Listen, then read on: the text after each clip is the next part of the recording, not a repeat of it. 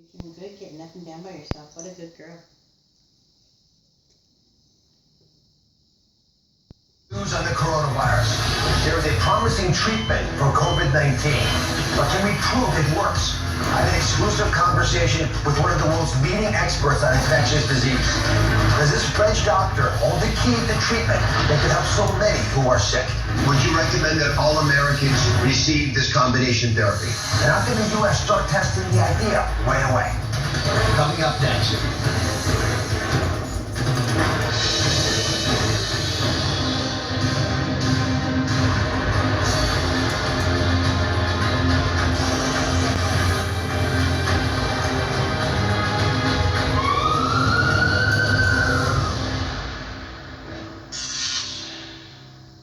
It's day 62 of the coronavirus pandemic in America. I'm coming to you from a studio in the basement of my own home as my team and I practice social distancing, which I hope all of you are doing too. And we have some breaking news about the big question everyone is asking. How do we treat this? I spoke directly to the author of the French study about the drug combination everyone's talking about right now, hydroxychloroquine and azithromycin, which you all know as Z-Pak, the antibiotic. Could this combination help the world treat coronavirus? It's been all over the news, but I wanted to hear for myself. Does this famous specialist think we even need further studies? Take a look. As cases of coronavirus surge in the U.S., we're looking around the world for data that could help us treat this deadly virus. President Trump started a ripple effect when he touted the potential benefits of the drug hydroxychloroquine, a common anti-malaria drug, as a treatment for coronavirus. Hydroxychloroquine. And it's shown very encouraging, very encouraging early results. But top health officials immediately downplayed its effectiveness. There has been some promise with hydroxychloroquine as potential therapy for people who are infected with coronavirus. Is there any evidence to suggest that, as with malaria, it might be used as a prophylaxis against COVID-19? No, the answer is no. And the evidence that you're talking about, John, is anecdotal evidence. But it's this graph, part of an early release of a small clinical trial, just 36 participants, that has doctors everywhere taking note. In the pilot trial conducted in France, the combination of hydroxychloroquine and the antibiotic azithromycin, or Z-Pak, reduced the viral load in 100% of patients in 6 days, compared to just 12% in patients treated with the conventional therapy, which is currently the standard of care in America. You know, day by day, we saw the result comparing hydroxychloroquine and hydroxychloroquine plus azithromycin, and very rapidly we saw that there was a difference. I spoke exclusively to Dr. Didier Raoult, one of the top infectious disease specialists in the world, who led the clinical trial. Was there a clinical outcome difference in the patients? The paper reported the reduction in viral load, as you highlight, but you stopped short of offering the clinical outcomes because it was so early. Were there differences in pneumonia and hospitalization rates and recovery times? We specifically are looking on this. So I expect next week we get a paper that report the clinical effects. Are you optimistic that you show clinical benefit? Oh, very optimistic. Some say, theoretically, azithromycin could work in conjunction with hydroxychloroquine because it has an anti-inflammatory effect on the lungs. In your paper, you point out that the duration until cessation of virus was 5 to 6 days on average. In China, it was 20 days. So you've offered a combination therapy that reduces the period of infection to 1/3 of what it was originally. As an infectious disease specialist, how much of an impact does that make in the row you predict? How much less infectious would this be in practice?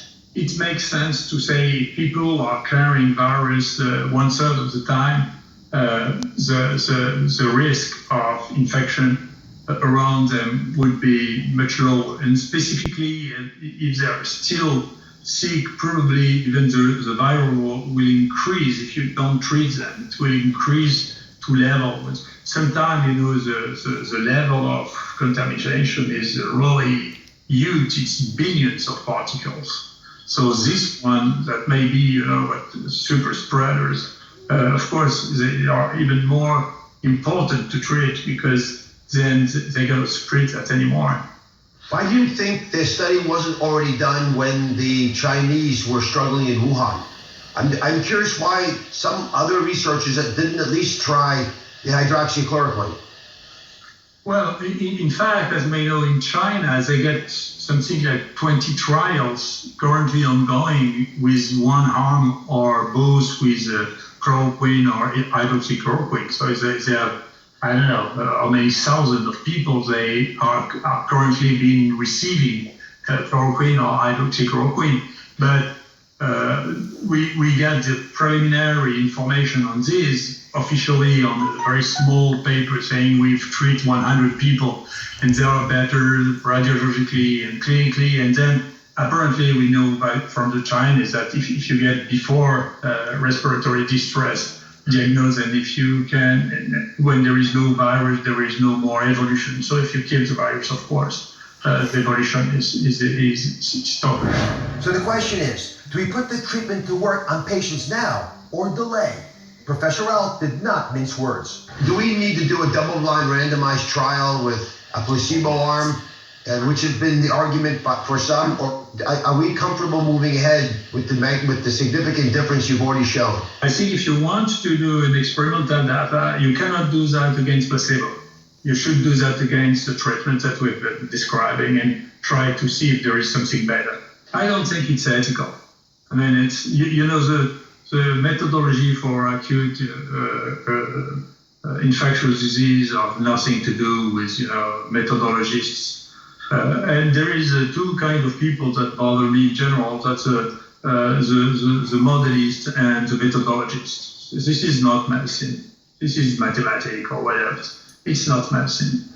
There are real concerns for the availability of the drugs, hydroxychloroquine and azithromycin. Experts and government officials are looking at ways to increase the supply. Now there are at least 6 other clinical trials for hydroxychloroquine and azithromycin being launched around the world. If you personally had coronavirus, the COVID-19 virus, would you treat yourself with this combination therapy? Of course.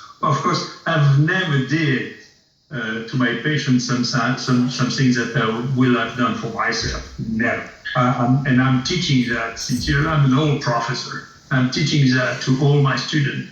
Each patient you should treat if it was your mother or your son or your sister, because this is what is a doctor. Based on the promising conversations I've had and the initial data I've seen around this possible drug combination, we need to figure out quickly how this information could help Americans today. To prove a drug's efficacy usually takes years. We don't have that kind of time, as we are at war with COVID-19. During times of war, governments and medicine need to do things faster. The FDA has already said it will accelerate the process on its end. We have to make sure we do the study right now and get it done quickly. So if it works, we can get it to patients right away. I'm working with my hospital, New York Presbyterian Columbia University, to get the right study underway now. These things cost money. I think this is so important that I'm going to put my money where my mouth is and fund this study myself. I've done lots of clinical trials to bring life-saving devices for the heart to the public. Now, based on past experiences, we estimate this will cost about $250,000, which I will fund. So we have the money, we have dedicated clinicians with wisely designed trials based on vital clues from France, and we have brave patients who wish to participate. But we don't have drugs. Now, I've been in touch with the White House Task Force, who is struggling with this shortage. They need to organize how our nation rations these pills. You can help. Please do not hoard critical medications. Together, we can help stop this virus right now. Up next, an emergency room physician on what he is seeing